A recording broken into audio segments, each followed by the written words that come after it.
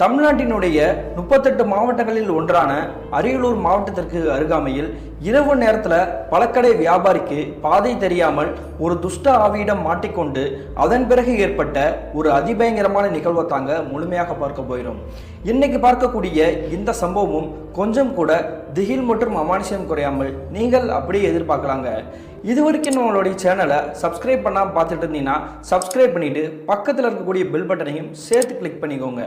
நான் உங்கள் Afsar. Welcome to Afsar investigation.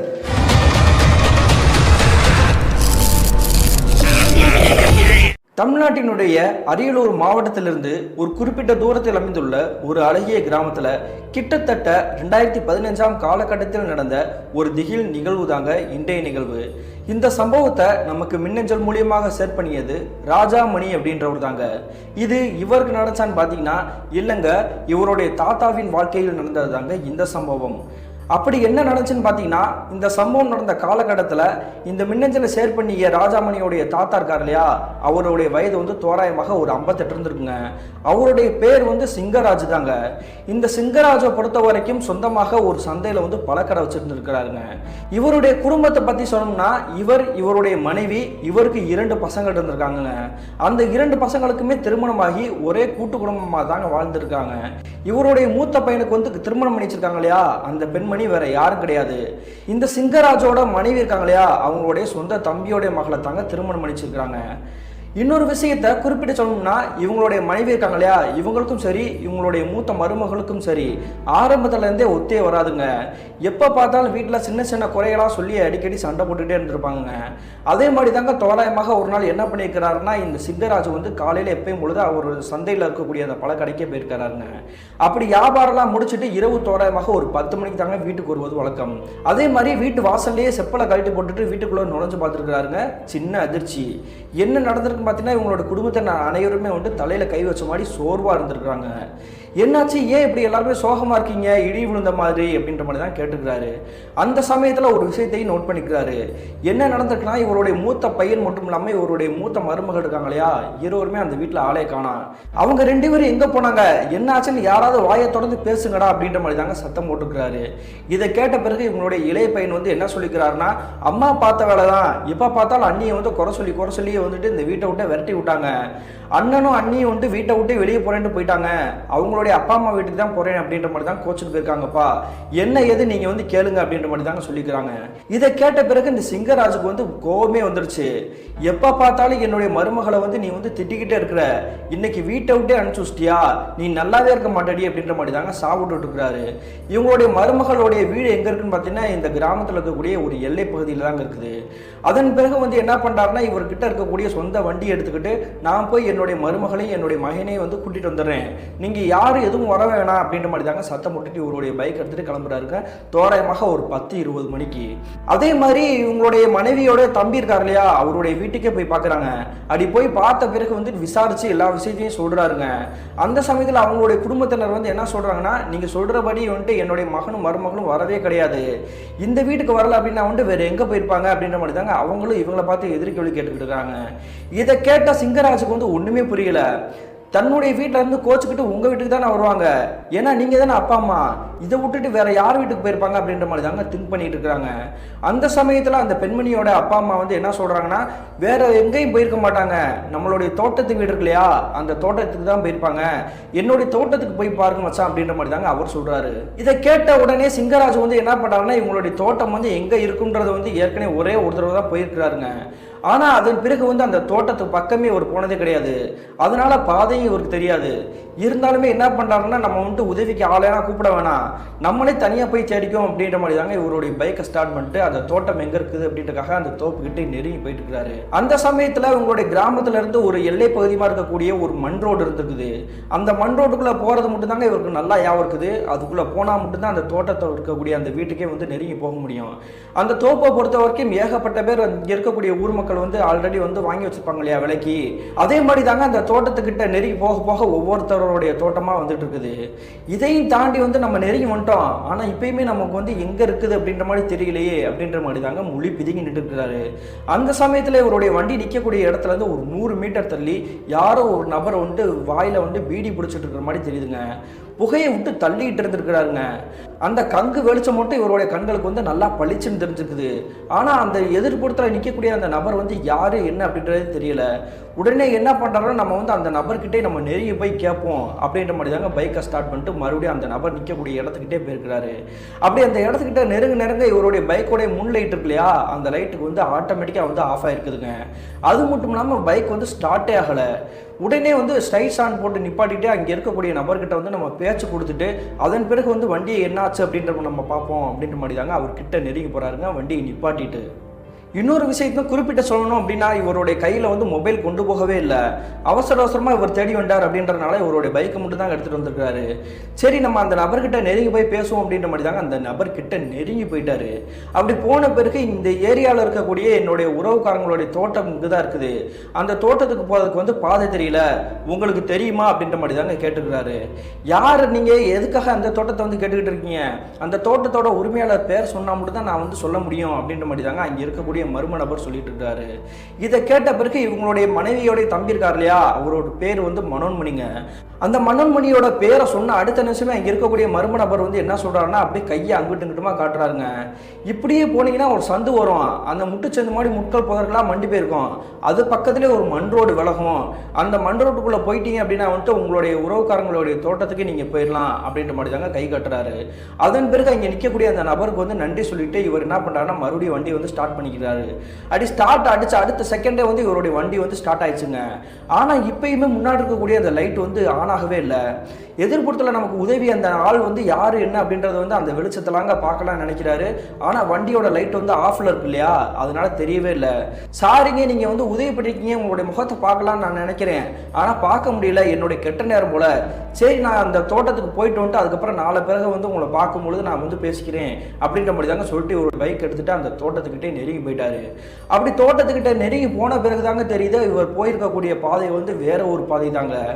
என்னடா இது, அந்த நபர் வந்து இங்கே தானே தோட்டம் இருக்குது அப்படின்னு சொன்னார், ஆனால் இங்கே எல்லாமே வந்து கருவேல மரங்கள் மட்டும் முட்கள் புதர்களாக மண்டி போய் கிடக்குது, இப்படி அந்த நபர் சொன்ன மாதிரி ஒரு தோட்டம் கண்களுக்கு தட்டுப்படவே இல்லையே அப்படின்ற மாதிரி தாங்க மிரண்டு போய் பார்த்துட்டு இருக்கிறாரு. ஒருவேளை நம்ம தான் தப்பான ஒரு ரூட்டில் வந்துட்டோமோ அப்படின்ற மாதிரி தாங்க நினச்சிக்கிட்டு இவருடைய வண்டியை மறுபடியும் திருப்பிக்கிட்டு வந்த பாதையிலே திரும்ப வந்துட்டு இருக்கிறாருங்க. அப்படி வந்துக்கிட்டு இருக்கும்பொழுதே எதிர்ப்புறத்திலே இன்னும் ஒரு சந்து மாடி போயிட்டு இருக்குதுங்க. அதுவுமே வந்து செடிகள் கொடிகளாக தான் படர்ந்து போயிருக்குது. ஆனாலுமே அந்த பாதை வந்து கொஞ்சம் ஆட்கள் நடமாடக்கூடிய பாதை மாதிரி தான் தெரியுது. உடனே அந்த பாதைக்குள்ள நம்ம வண்டியை விடுவோம், உள்ள போய் பார்த்தோம்னா இருக்க வாய்ப்பு இருக்குல்ல அப்படின்ற மாதிரி தாங்க நினைச்சிட்டு ஒரு பைக் எடுத்துட்டு அந்த சந்துக்குள்ளே வண்டி விடாரு. அப்படியே அந்த சந்துக்குள்ள வண்டி விட்டு கிட்டத்தட்ட ஒரு 1/4 மணி நேரம் கடந்திருக்குங்க, போய்கிட்டே இருக்குது. அந்த சமயத்துல மறுபடியும் இவர் நிற்கக்கூடிய இடத்துல இருந்து 100 மீட்டர் தள்ளி யாரோ ஒரு நபர் வந்து பீடி குடிச்ச மாதிரி தாங்க நின்றுகிட்டு இருக்கிறாரு. ஏற்கனவே நம்ம பார்த்த மாதிரி ஒரு நபர் வந்து அங்கே பீடி குடிச்சு நிற்கிறாரு, இவர் வேற யாராவது இருக்கும் அப்படின்ற மாதிரி தாங்க நினச்சிட்டு பக்கத்திலே கொண்டு போய் வண்டியை வந்து நிப்பாட்டி இருக்கிறாரு. அப்படி வண்டியை நிப்பாட்டின பிறகு வந்து அங்கே நிற்கக்கூடிய நபரை வந்து கூப்பிட்டு சத்தம் போட்டுக்கிறாரு, இங்கே வந்து மனோன்மணி தோட்டம் எங்கே இருக்குண்ணா அப்படின்ற மாதிரி தாங்க கேட்குறாரு. அந்த சமயத்தில் அங்கே எதிர்ப்புறத்தில் நிற்கக்கூடிய அந்த நபர் வந்து தோட்டத்தில் எப்படி இருக்காருன்னு பார்த்தீங்கன்னா ஆள் ஒல்லியாக தாங்க இருந்திருக்கிறாரு. சட்டை வந்து ஒரு பழைய சட்டை மாதிரி போட்டுக்கிட்டு லுங்கியெல்லாம் வந்து ஒரு மாதிரி ஏற்றி கட்டிக்கிட்டு வாயில் வந்து பீடியை வச்சுக்கிட்டு அப்படியே ஊதிக்கிட்டு இருக்கிறாருங்க. இந்த நபர் வந்து வேற யாரும் கிடையாது, நம்ம ஏற்கனவே கொஞ்ச நேரத்துக்கு முன்னாடி பார்த்தோம் இல்லையா, அதே நபர் தான் அப்படின்ற மாதிரி தாங்க பார்த்துட்டு மிரண்டு போயிட்டாரு. என்ன காரணம் பார்த்தீங்கன்னா இவர் ஆல்ரெடி வந்து அந்த ஸ்டார்டிங் பகுதியிலே தாங்க அந்த நபரை வந்து பார்த்தாரு. இப்போ வேற ஏதோ ஒரு பாதையை நோக்கி தான் நம்ம வந்துட்டு இருக்கோம்.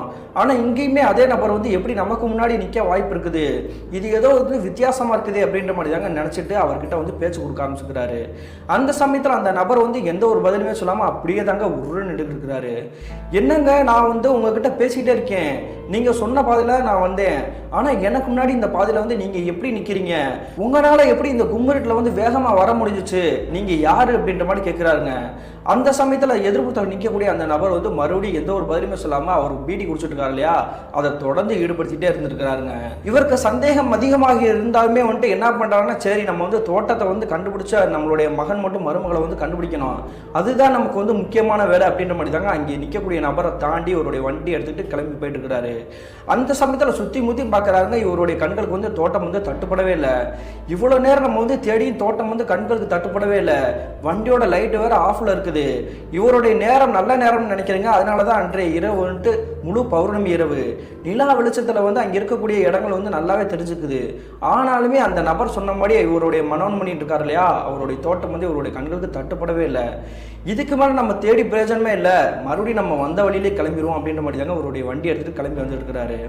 கிட்டத்தட்ட ஒரு 1/4 கிலோமீட்டர் தான் கடந்திருப்பாரு. மறுபடியும் இவருக்கு பேரெதிர்ச்சி.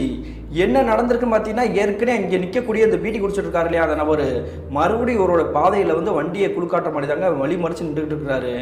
இந்த நபரை வந்து இதோட 3வது தடவை பார்த்துட்டு இருக்கோம். ஆனால் இப்பயுமே நம்ம வந்து வேற ஒரு பாதையில் தானே நோக்கி வந்துட்டு இருக்கிறோம். ஆனால் இப்பயுமே நம்மளோட கண்களுக்கு தட்டுப்படுறாரு. இவர் வந்து உண்மையிலேயே மனுஷன் தானா அப்படின்ற மாதிரி தாங்க வண்டியை வந்து ஸ்டாப் பண்ணிட்டு அங்கனுக்குள்ளே நின்றுக்கிட்டே குறுகுறுன்னு பார்த்துட்டு இருந்திருக்கிறாரு. அந்த நேரத்தில் அங்கே எதிர்ப்புறத்தில் நிற்கக்கூடிய அந்த நபர் வந்து என்ன பண்ணுறாருன்னு பார்த்தீங்கன்னா, தோட்டத்தை கண்டுபிடிச்சிட்டியாடா அப்படின்ற மாதிரி கேட்குறாரு. இதை கேட்ட உடனே இவருக்கு வந்து கோபமே வந்துருச்சு. நம்மளுடைய வயசு என்ன, அவனோட வயசு என்ன, பார்க்க சின்ன பையமா இருக்கான், ஆனால் நம்மளை வந்து தோட்டத்தை கண்டுபிடிச்சிட்டியாடா அப்படின்ற மாதிரி தான் போடா வாடான்னு சொல்கிறானே, இவனுக்கு என்ன பண்ணுறது அப்படின்ற மாதிரி தாங்க வண்டியை விட்டு இறங்கிட்டு அவரை வந்து அடிக்கலாம் அப்படின்ற மாதிரி பக்கத்தில் போகிறாரு. அப்படி பக்கத்தில் போன பிறகு தாங்க தெரியுது அங்கே நிற்கக்கூடிய அந்த நபர் இருக்கார் இல்லையா, இவர் போக போக அப்படி பின்னோக்கியே போயிட்டு இருக்கிறாரு. இது எப்படி நடக்க வாய்ப்பே கிடையாது, யார் இவர் அப்படின்ற மாதிரி தாங்க வித்தியாசமாக இருக்குது அப்படின்ற மாதிரி தாங்க நோட் பண்ணியிருக்கிறாரு. அந்த சமயத்திலேயே இவருடைய வாழ்க்கையிலேயே மறக்கவே முடியாத காட்சி கண்கள் முன்னாடி தெரிஞ்சிருக்குது. என்ன நடந்திருக்கு பார்த்தீங்கன்னா, இங்கே நிற்கக்கூடிய அந்த மர்ம நபர் வந்து வாயில் வந்து பீடி வச்சிருக்காரு இல்லையா, அந்த வெளிச்சத்தில் வந்து அவருடைய முகத்தோற்றம் வந்து கொஞ்சம் கோரமான தோற்றமாக மாற ஆரம்பிச்சிருக்குதுங்க. அடுத்த நிமிஷமா இங்கே நிற்கக்கூடிய அந்த நபர் வந்து அப்படி கருகருன்னு ஒரு கரி உருவமாக மாற ஆரம்பிச்சிருக்காருங்க. அதே சமயத்திலேயே அங்கே இருக்கக்கூடிய நாய்கள் எல்லாமே வந்து மொத்தமாக ஊழையிட ஆரம்பிச்சிருக்குது. இதை பார்த்த உடனே மிரண்டு போய் அங்கேயே ஆண் அப்படி கத்தி மயக்கம் போட்டு கீழே விழுந்துருக்கிறாருங்க.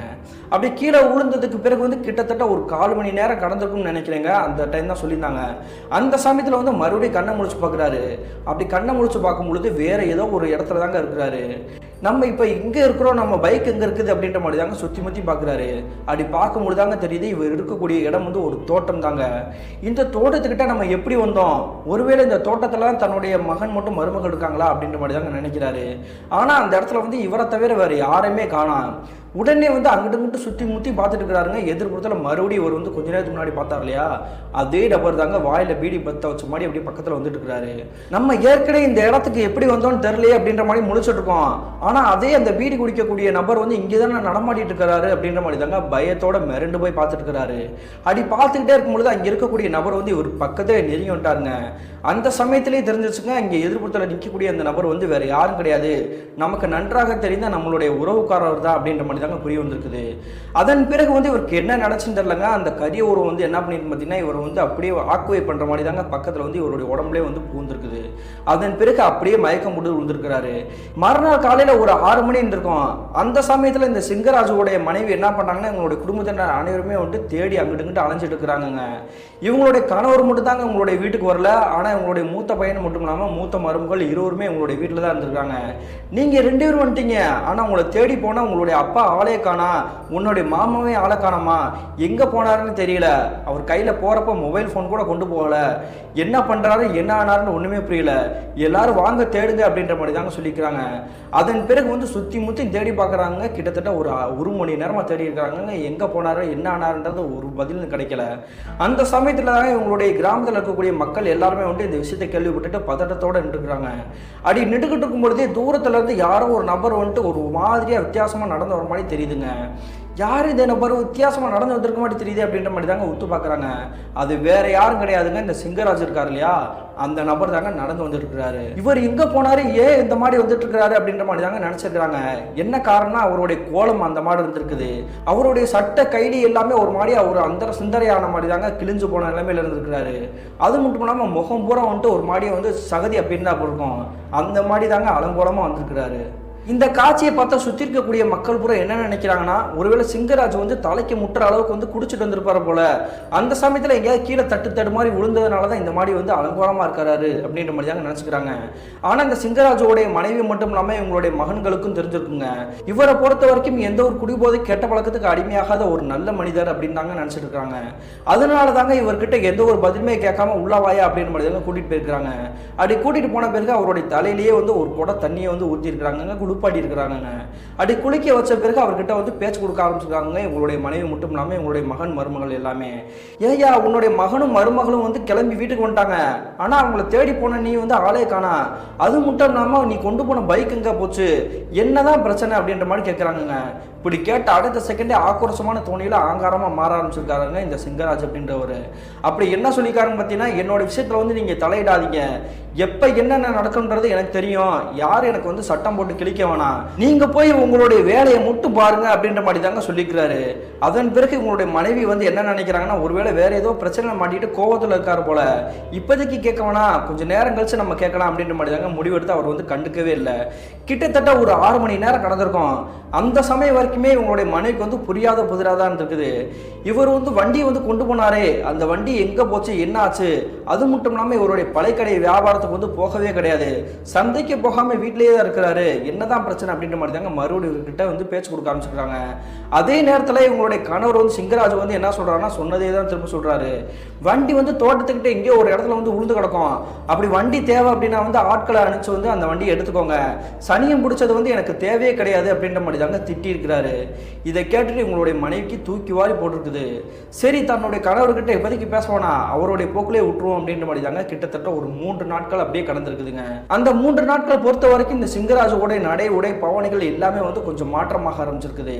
இப்படியே போயிட்டு இருக்கும்போது தாங்க தோராயமாக ஒரு நாள் ஒரு பயங்கரமான சம்பவம் நடக்க காத்திருந்துச்சு.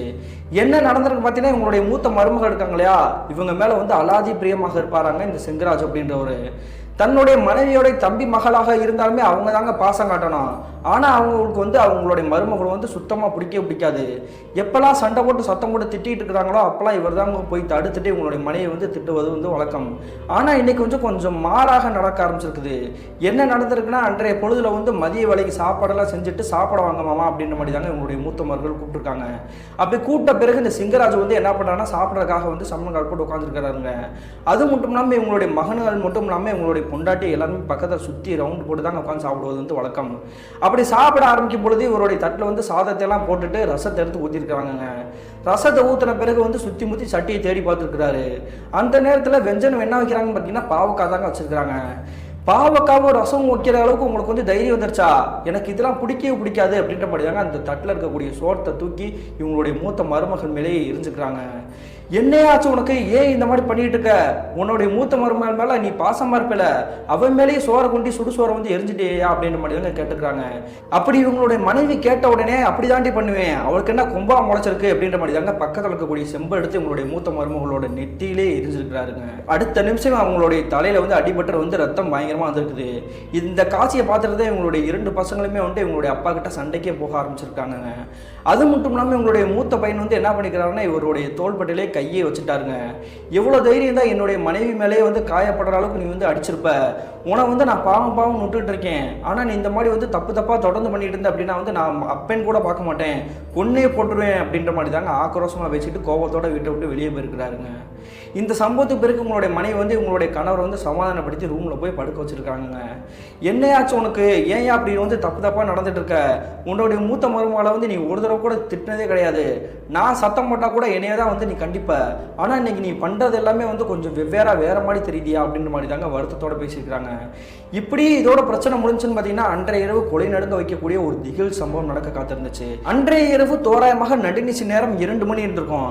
அந்த சமயத்தில் இவங்களுடைய குடும்பத்தினர் அனைவருமே வந்து அவங்களுக்குன்னு ஒதுக்கப்பட்டிருக்கக்கூடிய ரூம்ல தாங்க தூங்கிட்டு இருக்காங்க. இந்த சிங்கராஜுடைய மனைவியை பொறுத்த வரைக்கும் இவங்களுடைய வீட்டில் இருக்கக்கூடிய ஹாலோட ஒரு ஓரப்பகுதியில் தாங்க தூங்கிட்டு இருந்திருக்காங்க. அந்த சமயத்தில் ஏதோ ஒன்று உருட்டக்கூடிய சத்தமும் யாரோ உருமக்கூடிய சத்தமும் பயங்கரமாக கேட்டுக்குது. இந்த சத்தத்தை கேட்ட உடனே இவங்களுடைய மகன்கள் மட்டும் மருமகள் வந்து அவங்களுடைய ரூம்ல இருந்து திறந்துக்கிட்டு கதவை வெடிச்சுட்டு பார்த்துருக்காங்க. அந்த நேரத்தில் இவங்களுடைய மனைவியுமே வந்துட்டு எதிர்ப்புத்தில் இருக்கக்கூடிய இவங்களுடைய கணவர் செய்யக்கூடிய காட்சியை பார்த்து தாங்க மிரண்டு போய் உட்காந்துருக்காங்க. இந்த காட்சியை பார்த்த அனைவருக்குமே வந்துட்டு வாழ்க்கையிலே மறக்க முடியாத காட்சின்னு தாங்க சொன்னோம். இந்த சிங்கராஜை பொறுத்த வரைக்கும் என்ன பண்ணிட்டு இருக்காரு பார்த்தீங்கன்னா, குத்த வச்சு உட்காந்துக்கிட்டு பக்கத்தில் இருக்கக்கூடிய ஒரு வாழை இலை மாடு இருக்குதுங்க. அந்த வாழை இலையை விரிச்சு போட்டுட்டு இந்த இலையில புறம் வந்துட்டு அசைவ சாப்பாடாக கறிகளாக தாங்க இருந்திருக்குது. அந்த கறிகள் புறம் வந்து பச்சை கறி மாதிரி தாங்க இருந்திருக்குது. அது பக்கத்தில் ஒரு பெரிய சரக்கு பாட்டில் எடுத்துக்கிட்டு வாயில் வந்து பீடியை வச்சுக்கிட்டு தாங்க ஒரு மாதிரி வித்தியாசமாக வந்து உரிமிட்டு இருக்கிறாரு. இதை பார்த்த உடனே இவங்க எல்லாருக்குமே ஈரக்கூடிய நடுங்கி போயிடுச்சு. தன்னுடைய அப்பா தான் இந்த மாதிரி பண்ணிட்டு இருக்கிறாரா, அவருக்கு எதுவும் பைத்தியம் பிடிச்சிருச்சா அப்படின்ற மாதிரி தான் நினச்சிக்கிறாங்க. நான் ஏற்கனவே சொன்ன மாதிரி இவருக்கு எந்த ஒரு கெட்ட பழக்கமே கிடையாது, அப்புறம் இந்த மாதிரி பயங்கரமான ஒரு செயலை வந்து ஈடுபட்டு இருக்காரு அப்படின்ற மாதிரி தாங்க அனைவருமே நெருங்கி போயிருக்கிறாங்க.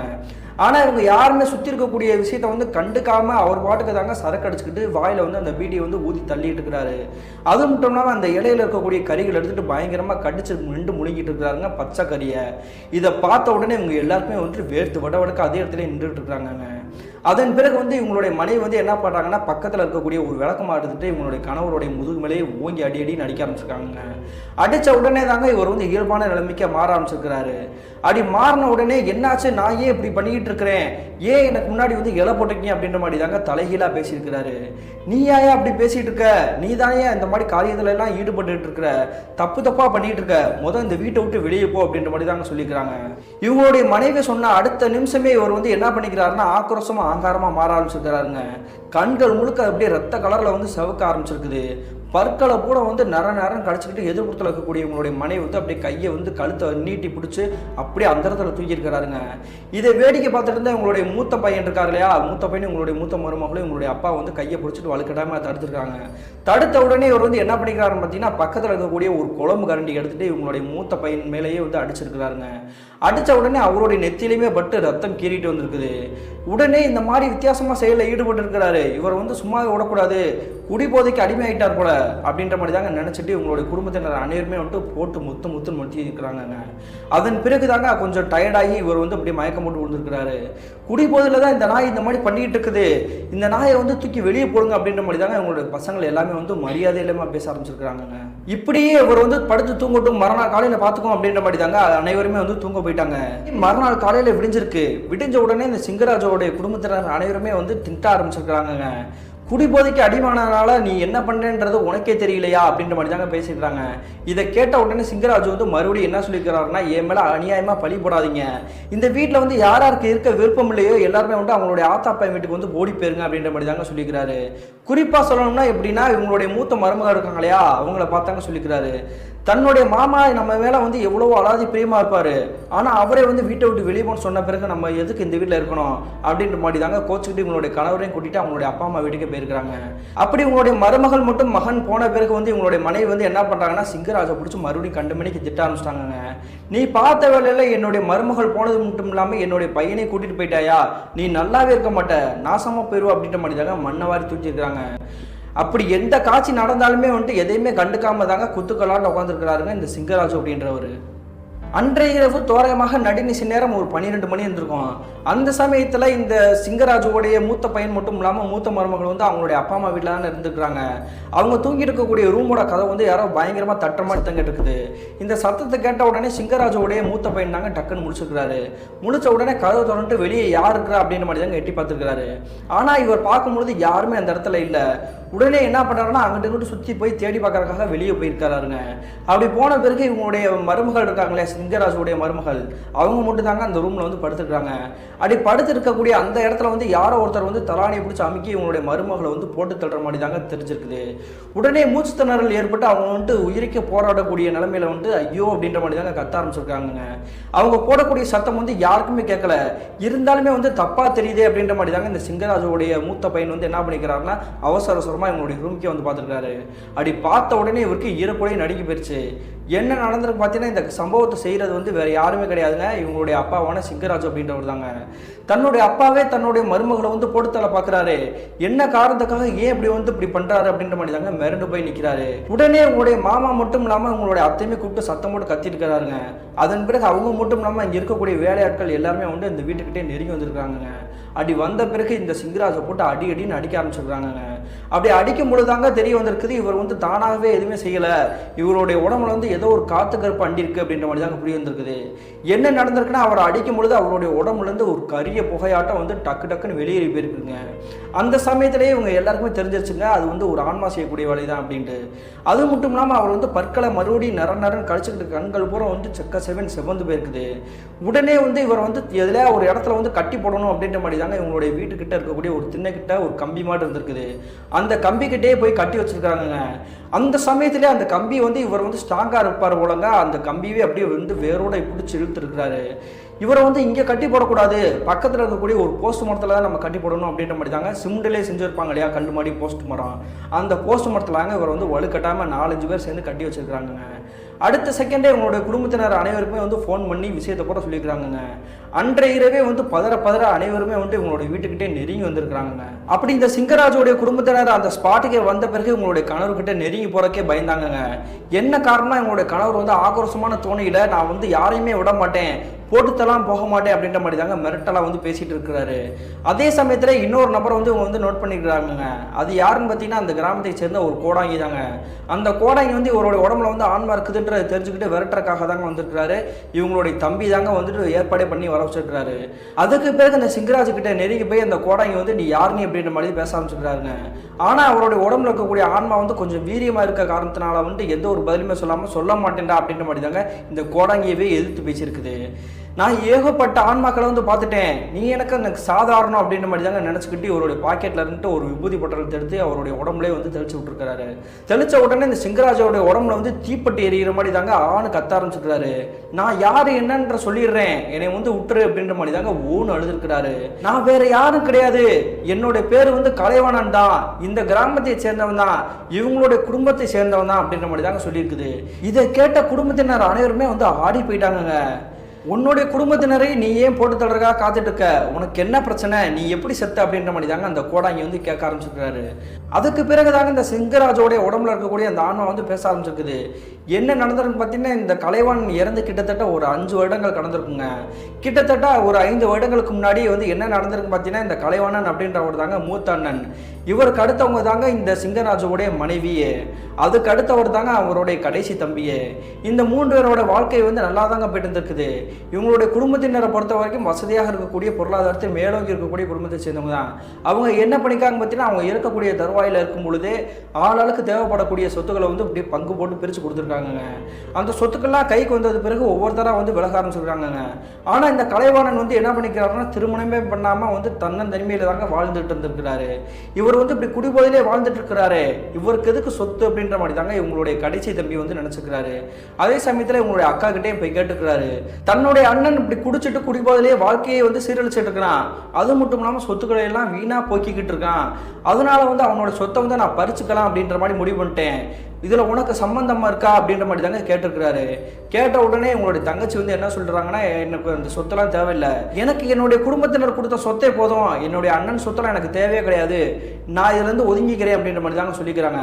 அதன் பிறகு உங்களுடைய கடைசி தம்பி வந்து என்ன பண்ணிக்கிறாருன்னா இந்த கலைவாணனுடைய வீட்டுக்கே நெருங்கி போயிருக்கிறாருங்க. இப்படி நெருங்கி போன பிறகு அந்த கலைவாணன் கிட்ட வந்து என்ன பண்ணிக்கிறாருன்னா, இந்த சொத்தை பூரா எனக்கு கொடு, சொத்தை வாங்கிக்கிட்டு நான் வந்து சந்தோஷமா இருப்பேன், நீ வந்து குடிக்கக்கூடிய அந்த தேவைக்கான பணத்தை வந்து நீ எப்பெல்லாம் கேட்குறியோ அப்பெல்லாம் நான் வந்து உனக்கு கொடுப்பேன் அப்படின்ற மாதிரி தாங்க சொல்றாரு. கேட்ட உடனே அந்த கலைவாணன் அப்படின்றவர் வந்து ஆக்ரோஷமா மாறிட்டு அங்க இருக்கக்கூடிய ஏதோ ஒரு கட்டை எடுத்துட்டு வந்து அடிக்க போயிட்டாருங்க. உன்னோட சத்தம் வந்து நான் ஏதாவது கேட்டேனா, நான் வந்து குடிக்கிறேன் எங்கேயோ கூத்தாட்டம் பண்ணுறேன், அதை வந்து நீ ஏன் கேட்குற, நான் இப்படி தாண்டா குடிப்பேன், அதை வந்து யாருமே கேட்கக்கூடாது, இது என்னோட சொத்து அப்படின்ற மாதிரி தாங்க ஆக்ரோஷமாக பேசியிருக்கிறாரு. அது மட்டும் இல்லாமல் இவங்களுக்கு சொந்தமான ஒரு தோட்டத்தில் தாங்க ஒரு அடிக்கடி வந்து இரவு நேரத்தில் தங்குவது வந்து வழக்கம். நான் ஏற்கனவே சொல்லியா அந்த தோட்டத்தில் ஒரு வீடு இருக்குது அப்படின்ட்டு, அந்த தோட்டத்து வீட்டில் தாங்க தங்குவார். அந்த சமயத்தில் தாங்க தோராயமாக ஒரு நாள் வந்து இவங்களுடைய கடைசி தம்பி வந்து என்ன பண்ணிக்கிறாருன்னா இந்த கலைவாணன் கிட்ட மறுபடியும் சண்டை போட ஆரம்பிச்சுக்கிறாருங்க. அந்த சொத்தை திருப்பி தா, இல்லை அப்படின்னா வந்து நான் உனே கொண்டுருவேன் அப்படின்ற மாதிரி தாங்க சொல்லிக்கிறாரு. அதே சமயத்தில் அவருடைய அண்ணன் வந்து இதுக்கு ஒத்துக்கவே கிடையாது. மறுபடியும் அவர் வந்து குடிப்போதில் ரொம்ப கொஞ்சம் மட்டையானது பிறகு வந்து என்ன பண்ணிக்கிறாருன்னா அவரையே அறியாமல் வந்து அவருடைய கைரேகையை எடுத்து அந்த சொத்துக்கள் எல்லாமே இவருடைய பேருக்கே மாற்றமாக எழுதி வச்சுக்கிறாருங்க. அப்படி எழுதின பிறகு இந்த விஷயம் வந்து குடிப்போதிலிருந்து சுனிநலுக்கு வந்த பிறகு தாங்க இவருடைய மூத்த அண்ணன் கலைவாணனுக்கே தெரிய வந்திருக்குது. தன்னுடைய தம்பியை தன்னை வந்து ஏமாத்திட்டானே, அதனால மன வருத்தத்துக்கு ஆளாகி அந்த தோட்டத்தில் இருக்கக்கூடிய ஒரு மரத்திலேயே தூக்கு போட்டு இறந்து போயிருக்கிறாருங்க. அப்படி இறந்த பிறகுதாங்க அந்த இடத்துல ஆன்மாவா இருந்திருக்கிறாரு. ஆனா அந்த தோட்டம் இந்த சுற்றி இருக்கக்கூடிய இடத்தை தாண்டி இவருடைய ஆன்மா வந்து எங்கேயுமே போகவே முடியலைங்க. ஏதோ ஒரு கட்டுப்பாட்டு போட்ட மாதிரி தாங்க இருந்திருக்கிறாரு. இப்படியே கிட்டத்தட்ட ஒரு 5 வருடங்கள் கடந்துருச்சு. அது வரைக்கும் அந்த தோட்டத்தை வந்து பார்த்துக்கிறதுக்கு ஒரு ஆட்கள் கூட வரவே இல்லை. அப்படியே வந்திருந்தாங்களாவே அவங்களுடைய உடம்பு வந்து ப்ரொசஸ் பண்ணி இவனை வந்து ஒரு வழி பண்ணியிருப்பேன். ஆனால் 5 வருஷத்துக்கு பிறகுதான் அந்த சிங்கராஜுவான என்னுடைய உறவுக்காரனே அந்த இடத்துக்கு வந்தான். அப்படி வந்த பிறகுதான் அவனுடைய உடம்பை வந்து ஆக்குவை பண்ணி இந்த குடும்பத்தை வந்து சீரழிக்க நான் காத்துட்டு இருந்தேன். அதுக்கடையிலே நான் அப்படி மாட்டிக்கிட்டேன். என்னை கொஞ்சம் விட்டுருந்தீங்க அப்படின்னா இவங்களுடைய உயிரே நான் எடுத்துகிட்டு போயிருப்பேன் அப்படின்ற மாதிரி தாங்க பயங்கரமாக சிரிச்சுக்கிறாரு. இதை கேட்ட பிறகு கூடியிருக்கக்கூடிய உறவுக்காரங்க அனைவருமே வந்துட்டு மிரண்டு போயிட்டாங்கங்க. அதன் பிறகு என்ன பண்ணுறாங்கன்னா அவருடைய காலடியிலே போய் விழுந்திருக்காங்க. அவருடைய கடைசி தம்பி இருக்கார் இல்லையா, அவர் போய் விழுந்திருக்கிறாரு. நான் பண்ணதெல்லாம் பெரிய தப்பு தானா, என்னை மன்னிச்சுக்கோ, அதுக்காக உன்னுடைய மகள் தானே என்னுடைய மகளுமே, அவளை எப்படி உனக்கு கொல்றதுக்கு மனசு வந்துச்சு, தயவு செஞ்சு என்னை மன்னிச்சுக்கோ, மன இறங்கி போ அப்படின்ற மாதிரி தாங்க சொல்லிக்கிறாரு. இப்படியே கிட்டத்தட்ட ஒரு அரை மணி நேரமாக எங்களுடைய குடும்பத்தினர் அனைவருமே அந்த சிங்கராஜுடைய காலில் தாங்க விழுந்து மன்னிப்பு கேட்டுட்டு இருக்காங்க. அதன் பிறகு தாங்க ஒரு கட்டத்தில் அவருடைய ஆன்மா வந்து மனமேறி போய் இனிமேல் நான் யாருக்கு எந்த ஒரு பிரச்சனையும் பண்ண மாட்டேன், அதே மாதிரி உனக்கு வந்து என்னுடைய சொத்தை வந்து நீ ஆட்டையப்பட்டு இல்லையா, அந்த சொத்துல சரி பாதி என்னுடைய தங்கச்சியோட பேருக்குமே எழுதி கொடுத்துரு, இல்லை அப்படின்னா மறுபடியும் நான் அவனை தொந்தரவு பண்ணுவேன் அப்படின்ற மாதிரி தாங்க சத்திய வாக்கு கொடுத்துட்டு அவருடைய உடம்பு விட்டு டிசப்பியர் ஆகிருக்கிறாரு. அதன் பிறகு அந்த கோடாங்கி வந்து என்ன சொல்லிக்கிறாருன்னா, அந்த ஆன்மா வந்து சத்தியவாக்கு கொடுத்துருச்சு, இனிமேல் யாருக்கு எந்த ஒரு தொந்தரவும் கொடுக்காது, அதே மாதிரி அந்த ஆன்மா வந்து கடைசியாக ஒரு வார்த்தை சொல்லிச்சு இல்லையா, அந்த சொத்தை வந்து உன்னுடைய அக்காவுக்கும் சரி பாதியாக பிரித்து கொடுத்துரு, இல்லை அப்படின்னா உன்னை மட்டும் இல்லாமல் உன்னுடைய குடும்பத்தையே பழி தீர்க்கக்காக திரும்ப வர வாய்ப்பு இருக்குது அப்படின்ற மாதிரி தாங்க சொல்லிட்டு அங்கே இருக்கக்கூடிய மக்கள் அனைவருக்குமே வந்து விபூதி போட்டுட்டு அவர் வந்து கிளம்பி போயிருக்கிறாருங்க அவருடைய வீட்டுக்கு. அதுக்கு பிறகு தாங்க உங்களுடைய குடும்பத்தினர் அனைவருமே நிம்மதி பெருமூச்சு கொடுக்குறாங்கங்க. தன்னுடைய சிங்கராஜ் அப்படின்றவர் வந்து எந்த ஒரு கெட்ட பழக்கத்துக்குமே ஈடுபடாத ஒரு நபர், அவருடைய உடம்புல ஆன்மா பூந்தனால தான் இந்த மாதிரி ஒரு செயலே ஈடுபட்டுக்கிறாரு அப்படின்ற மாதிரி தாங்க இவங்களுடைய மருமகள் மட்டும் இல்லாமல் இவங்களுடைய பையங்களுக்கே தெரிய வந்திருக்குது. உடனே ஓடி போய் அவருடைய காலை பிடிச்சிட்டு என்னை மன்னிச்சுக்கோங்க மாமா அப்படின்ற மாதிரி தாங்க இவங்களுடைய மருமகள் மட்டும் இல்லாமல் இவங்களுடைய பையனும் அழுதுருக்காங்க. இந்த சம்பவத்துக்கு பிறகு உங்களுடைய வாழ்க்கையில் அம்மனிசத்தால் பாதிப்பால் எந்த ஒரு தாக்கமும் இல்லாமல் நிம்மதியாக தாங்க இருந்திருக்காங்க. கிட்டத்தட்ட 2015ஆம் காலகட்டத்தில் என்னுடைய தாத்தாவுடைய வாழ்க்கையில் நடந்தது பிரதர். இந்த சம்பவத்தால் என்னுடைய குடும்பமே கொஞ்சம் ஆடி போயிட்டாங்கன்னு தான் சொல்லணும். இந்த சம்பவத்தை வந்து என்னுடைய அப்பா கிட்ட பர்மிஷன் வாங்கி தான் நான் ஷேர் பண்ணியிருக்கேன் அப்படின்னு மாதிரி தாங்க சொல்லி முடிச்சுக்கிறாரு. இந்த சம்பவத்தை ஷேர் பண்ணிய ராஜாமணிக்கு ஒரு நன்றி சொல்லிக்கலாங்க. மீண்டும் இது போன்ற தரமான திரளான சுவாரஸ்யமான நிகழ்வுடன் உங்களை சந்திக்குமாறு நான் உங்கள் அப்சர்.